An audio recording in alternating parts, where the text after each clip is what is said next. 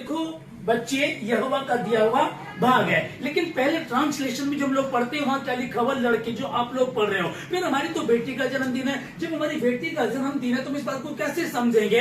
हाँ, राधिका सिस्टर ने बहुत अच्छी बात बताई, क्योंकि पहले मुर्गा आया। मुर्गा क्यों आया? क्योंकि पहले परमेश्वर ने आदम को बनाया था और फिर ऐसे किया। जो बीज परमेश्वर ने बनाया ये आम का बीज है। पहली बार उसने डायरेक्ट पेड़ पौधे बना दिए और उसी में उसका बीज था। अब ये बीज जहां बोगे वहीं से उत्पन्न हो जाएगा। हालेलुया, ठीक है ना। तभी सवाल ये आता है कि पहले मुर्गी आई कि अंडा आया? तो पहले मुर्गी आई। हाँ समझिए, हाँ ठीक है ना। तो मुर्गी तो नहीं थी, ठीक है ना, वो तो पुरुष था। तो डायरेक्ट क्या था, परमेश्वर कुछ भी कर सकता है। एक प्रजाति जानवरों में पाई जाती है जो दरियाई घोड़ा होता है। वो घोड़ा बच्चे को जन्म देता है, घोड़ी नहीं देती उसमें, ठीक है ना। ओके, मालूम है क्या बनाया? पहले उसने परमेश्वर ने कहा कि पृथ्वी, परमेश्वर ने जल को जल से अलग कर दिया। फिर उसने शब्दों से कहा, चांद को शब्दों से कहा, तारों को शब्दों से कहा, पेड़ पौधे शब्दों से कहा।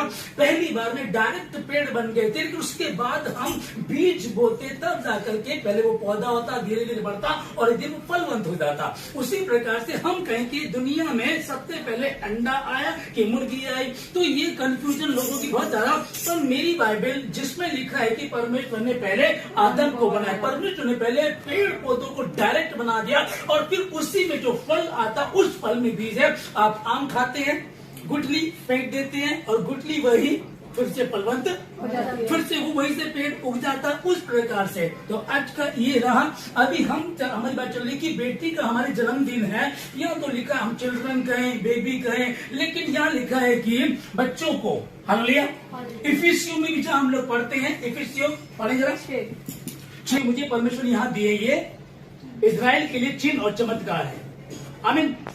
अभी ये पिता ये माता कहते हैं, देखो ये जो बच्चे मुझे परमेश्वर ने दी है इजराइल के लिए चिन्ह और चमत्कार है। अब जहां आप रह रहे वहां के लिए बच्चे चिन्ह और चमत्कार हैं और इसको आप आमीन कर दो, घोषणा कर दो यीशु मसीह के नाम में। वहां लिखा है कि इजराइल के लिए चूंकि वहां दिए गए थे, अब परमेश्वर ने आपको यहाँ रखा है। और बेटी का जब जन्मदिन है, देखो ये बेटी जो मुझे परमेश्वर ने इस जगह में, इस शहर में दी है, ये लोगों के लिए, इजराइलियों के लिए चिन्ह और चमत्कार है। आमीन। जी ना। देखो बच्चे यहोवा का दिया हुआ दान है, गर्भ का फल उसकी ओर से प्रतिफल है। बच्चे यहोवा की ओर से, ठीक है ना। पुरुष पहले स्त्री भाग में सिर्फ इसलिए चूंकि वो सिस्टम है एक और कोई दूसरी कोई बात नहीं। चूंकि परमेश्वर ने आदम हव्वा को जब बनाया था, बनाने के बाद दोनों को मिलाया तो कहता है, वचन में लिखा है कि परमेश्वर ने कहा कि दोनों पार्टनर है।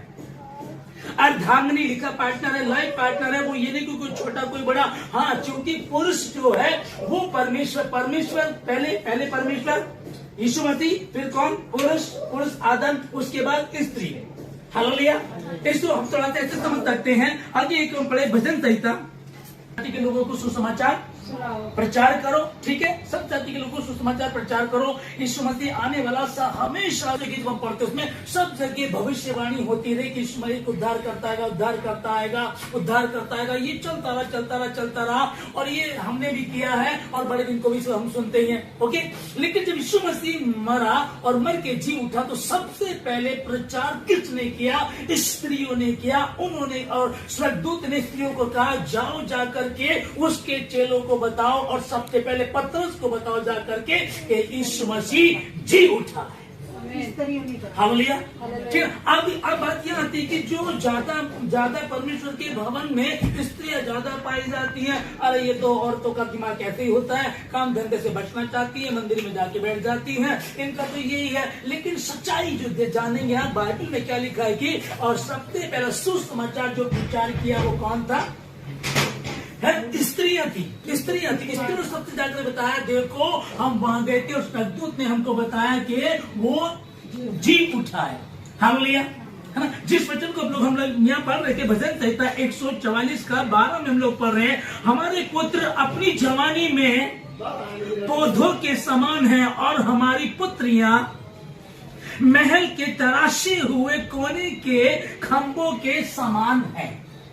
आमीन। पुत्र भी है और पुत्रियां भी। पुत्र हमारे और पुत्रियों के बारे में क्या लिखा है कि जो महलों के तराशे हुए खंभों के समान है। हालेलुया, ठीक है ना। अभी हमको ऐसा ना लगे कि हमारी बेटियां तो कमजोर के अनुसार चलेंगे तो परमेश्वर आपको मरियम बना देगा।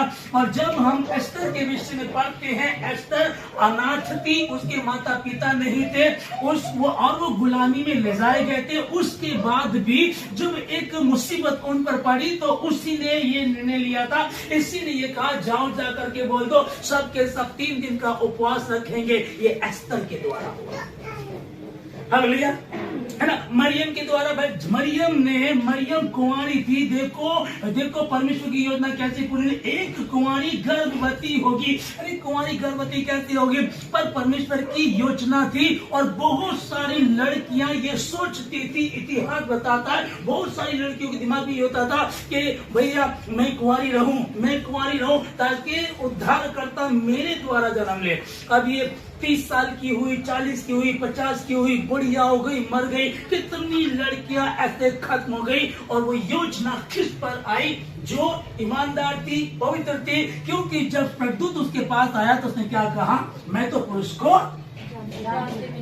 पुरुष और स्त्री के बिना ये तो संभव ही नहीं है। क्योंकि बाइबल बताती है, सेनाओं के यहोवा ने खुद कहा था, पहले पुरुष को उसने मिट्टी से बनाया, स्त्री को उसकी पत्नी लेकर के तैयार कर दिया, और उसके बाद उसने एक सिस्टम बनाया था कि आगे होंगे, उसके बाद आप बच्चे जन्म लेंगे। ये तो सिस्टम यहोवा ने बना रखा है। फिर तू कैसे कह रहा है कि मैं कुंवारी हूं, मैं गर्भवती हो जाऊंगी? पर इसके बाद उसने कहा क्योंकि तुझ पर पवित्र आत्मा उतरेगा और पवित्र आत्मा के द्वारा तू गर्भवती होगी। तब ये कहती फिर तेरे वचन के अनुसार मेरे लिए हो जाए।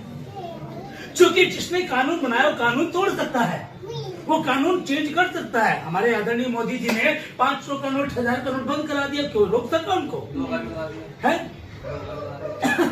ठीक है ना। अब उन्होंने बंद करा दिया, तो वैसे जिसने कानून बनाया वो तोड़ सकता है, और सेनाओं का यहोवा वो कुछ भी कर सकता है। लेकिन उसने ये सिर्फ एक माता मरियम के लिए किया था। उसके बाद उसने ये नहीं कहा कि अब कुंवारी ही मां बनेगी। वो वही है, व्यभिचार है, गालियों बिल्कुल गलत है।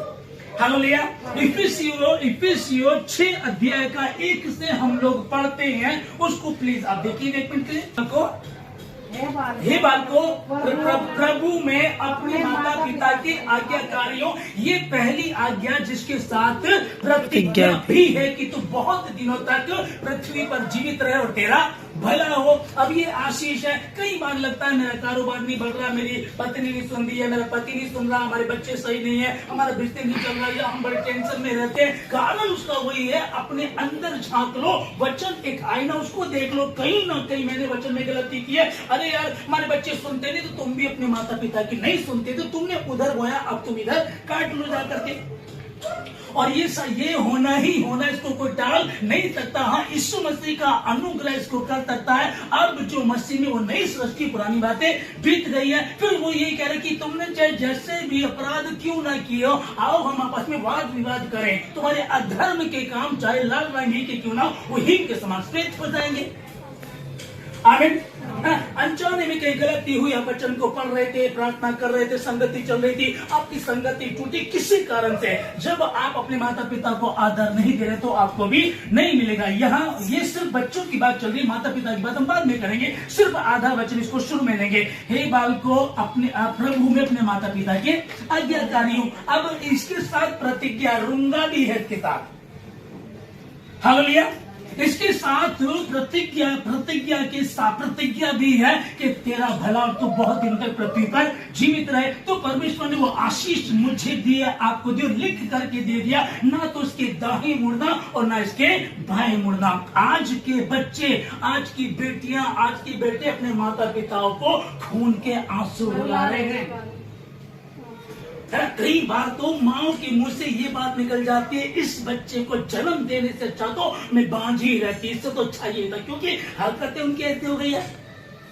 आज नेट ने बिगाड़ दिया, सिस्टम खराब हो गया। लेकिन प्रभु कह तो रहा है, जहां जहां तू जाएगा बेटी चेल्सी, जहां जहां तू जाएगी तेरा परमेश्वर यहोवा तेरे संग रहेगा। बस इतना हो, जो